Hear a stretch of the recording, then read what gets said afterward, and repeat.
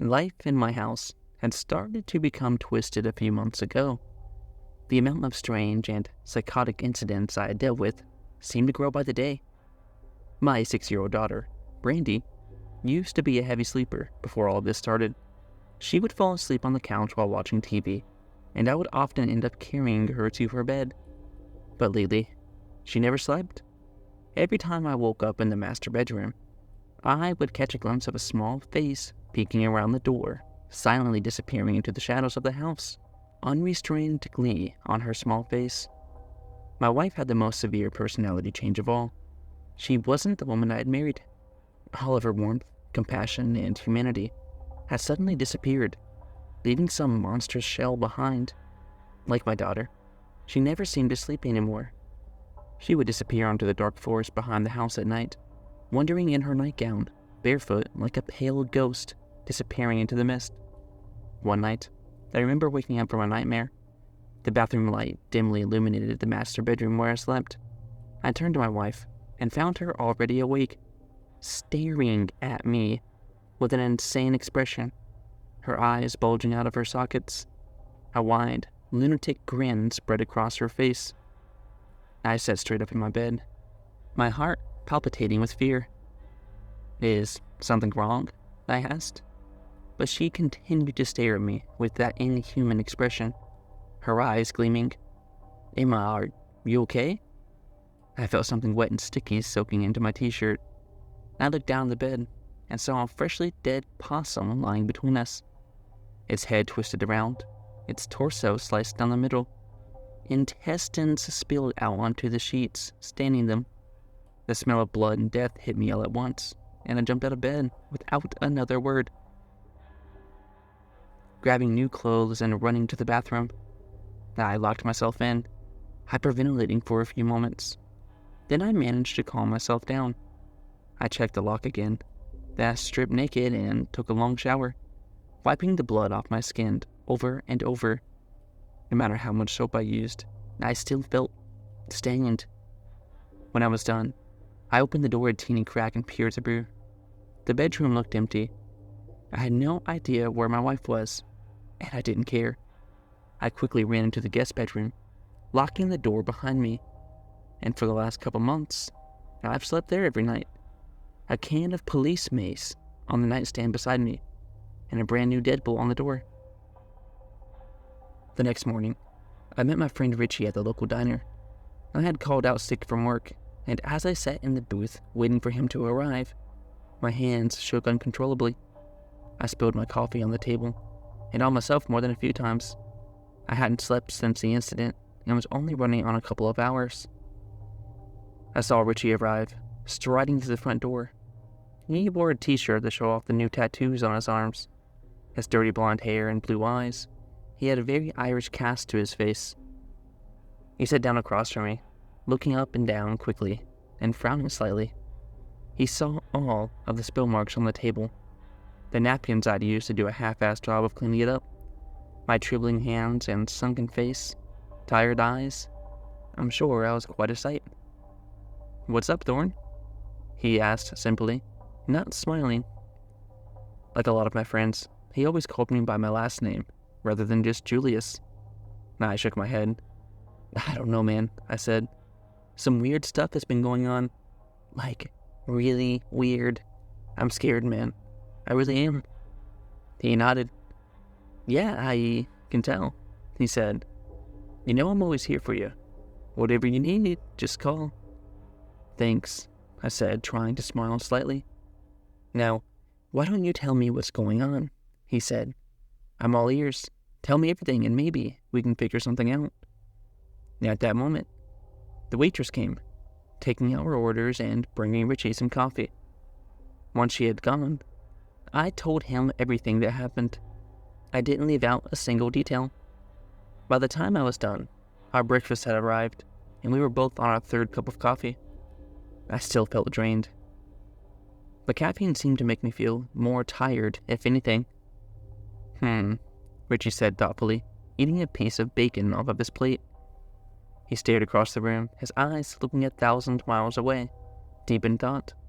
"That is weird. I think it's more than weird. I said. It's psychotic. I'm scared to go home. I'm scared to be in the same room with my own wife and daughter.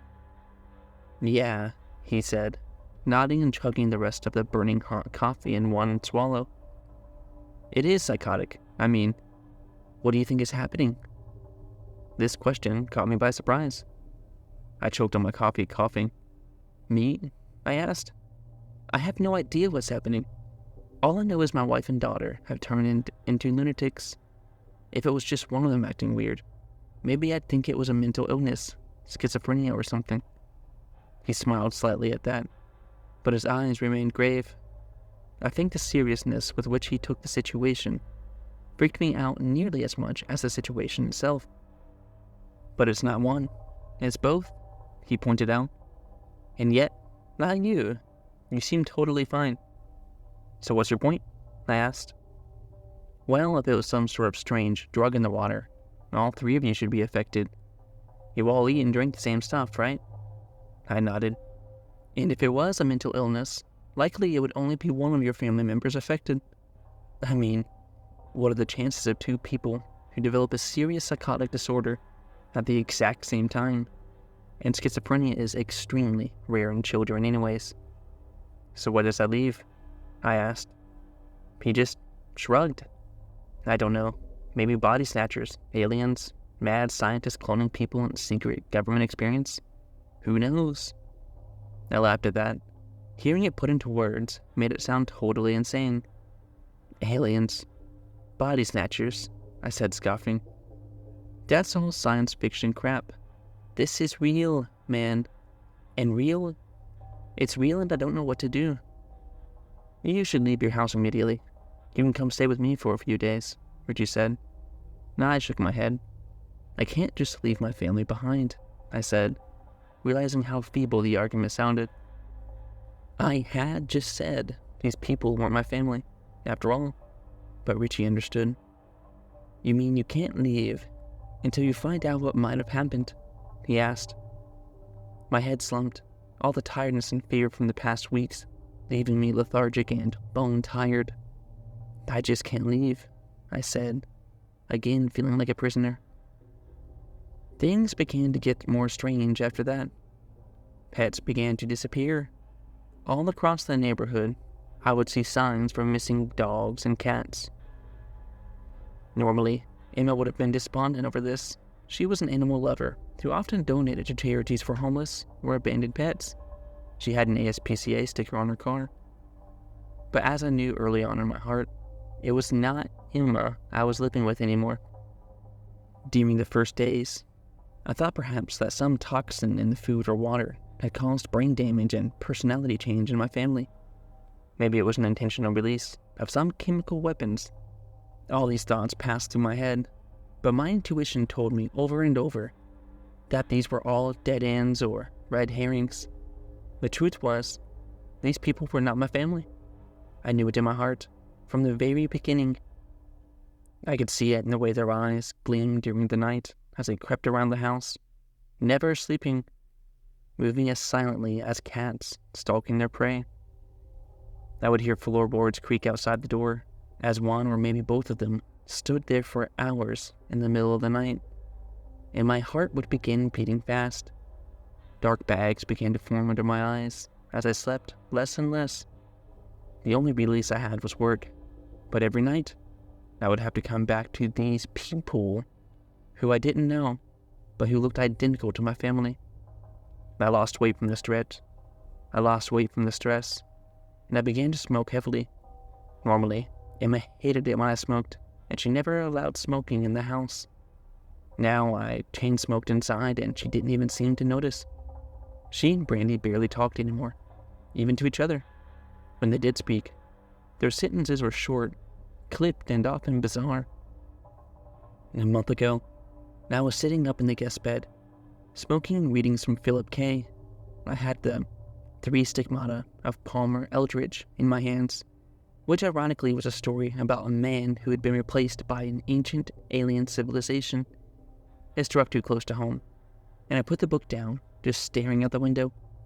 The dim lamp I kept on through the night, giving the room a yellow glow. Then I saw her.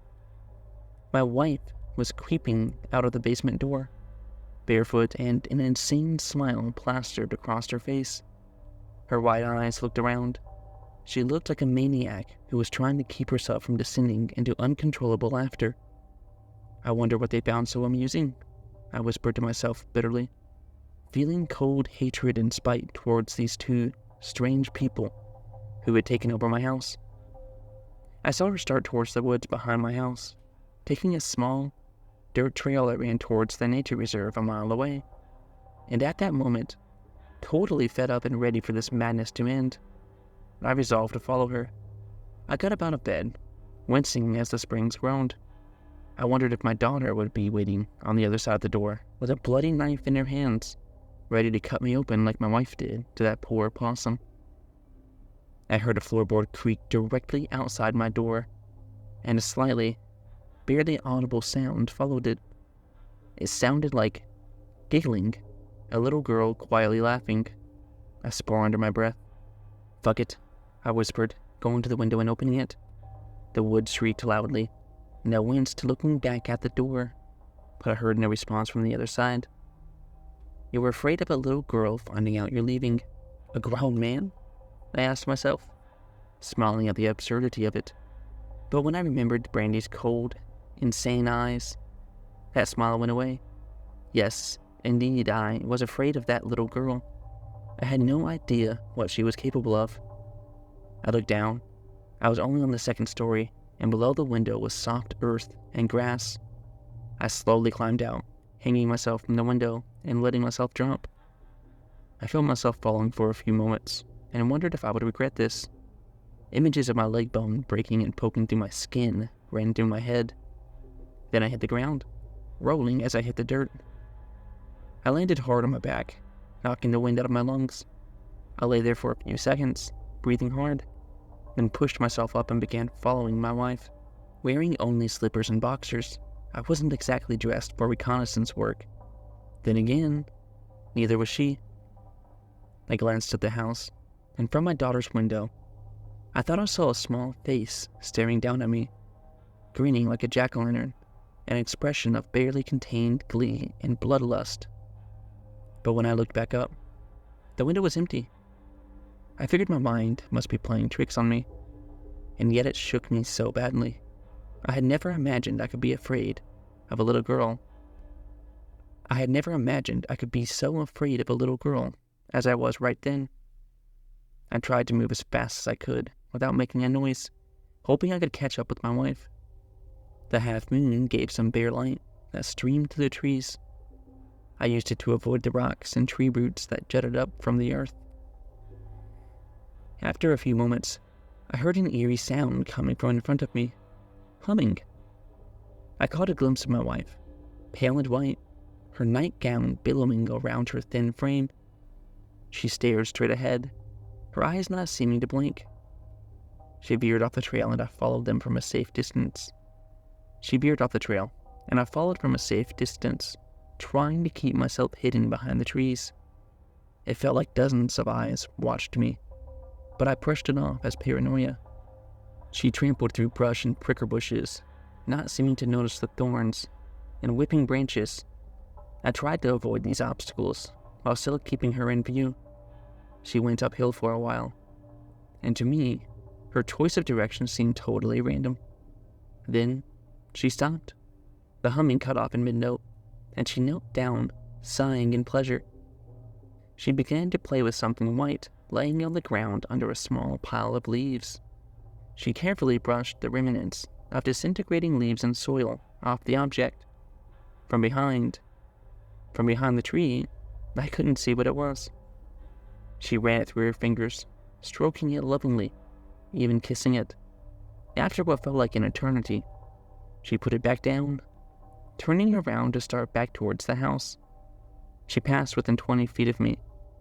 I hid behind the largest tree in the immediate area, moving behind the trunk as she passed, praying no twigs would snap and give away my presence. None did, and I watched her descend into the fog and trees. As soon as I was sure she was gone, I crept forward and towards the spot I had seen Emma crouching in. A bone lay there, thin and long, still covered in a small piece of rotting flesh. In horror, I knelt down, examining it closer. It looked too large to be an animal bone, though perhaps it could have come from a deer. Underneath, I saw the earth had recently been disturbed. It looked as if it had been dug up and filled back in. I went back to the house and grabbed a shovel from the shed, determined to solve this mystery. The dark house loomed over me, the windows looking down on me like pupils, hiding what lay beneath them. When I got back to the side of the bone, I started digging. The earth was soft and fresh, and it didn't take long to get a large hole started, but I found nothing for the first half hour.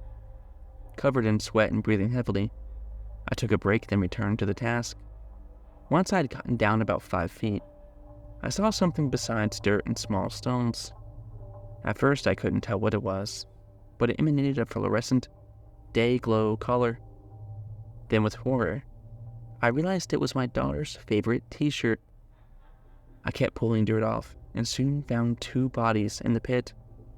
It was Emma and Brandy, their throats cut wide open, their staring eyes covered in dirt. I turned and vomited on the forest floor, feeling I might collapse at any moment. Waves of hopelessness, confusion, and anger consumed me in turn. Staggering, I ran out of the woods, going to a neighbor's house and frantically knocking on the door. It was 3 a.m., and it took a while to get a response. Finally, my neighbor, an old retired man, came to the door.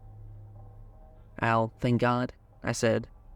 His tired, bloodshot eyes looked at me for a long time. "Julius, it's a bit late for a visit," he said. "This is an emergency. Can I please use your phone for a minute? I need the police here immediately." His eyes widened at that, and he looked wide awake a moment later. Sure, come on in," he said. As soon as I had entered, he closed and locked the door behind me. He pointed towards the kitchen. "Phone's in there, hanging on the wall next to the door." I thanked him profusely.